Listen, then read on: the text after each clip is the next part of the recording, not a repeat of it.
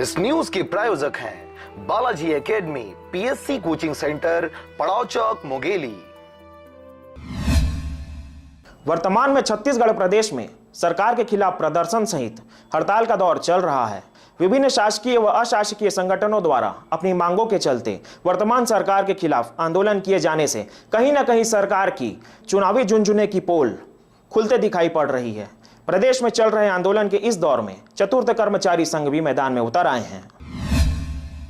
Grade वेतन में बढ़ोतरी सहित सेवा अवधि में बढ़ोतरी जैसे 4 सूत्री मांगों को लेकर चतुर्थ वर्ग कर्मचारी संघ 16 जुलाई से अनिश्चितकालीन हड़ताल कर रहे हैं।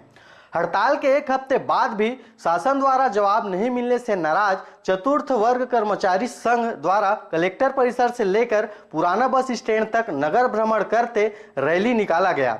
साथ ही उनके द्वारा जिला कलेक्टर के माध्यम से शासन को ज्ञापन भी सौंपा गया।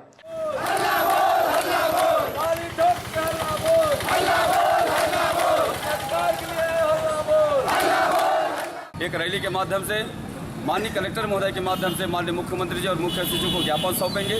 इसके बाद भी अगर हमारी मांगों पर सकारात्मक निर्णय सरकार नहीं लेती है तो यह आंदोलन को विस्तार करेंगे। आपके मीडिया के माध्यम से बताना चाहूँगा, इस अनिश्चितकालीन आंदोलन में पूरे जिले के समस्त चतुर्थ श्रेणी कर्मचारी के साथ साथ मुंगेली जिले के शान कहे जाने वाले अचानक मार टाइगर रिजर्व के हमारे पूरे दैनिक वेतनभोगी दैनिक श्रमिक कर्मचारी इस आंदोलन में शामिल हैं। रैली निकाली गई वो हड़ताल स्थल से दाऊपारा चौक होते हुए पुराना बस स्टैंड और यहाँ से हम वापसी करते हुए माननीय कलेक्टर महोदय के पास जाएंगे रैली के माध्यम से, और उन्हीं के माध्यम से हम माननीय मुख्यमंत्री जी और माननीय मुख्य सचिव को ज्ञापन सौंपेंगे। और हमारी सरकार से रिक्वेस्ट है कि हमारी 4 सूत्री मांगों को जायज समझ कर पूरा करें।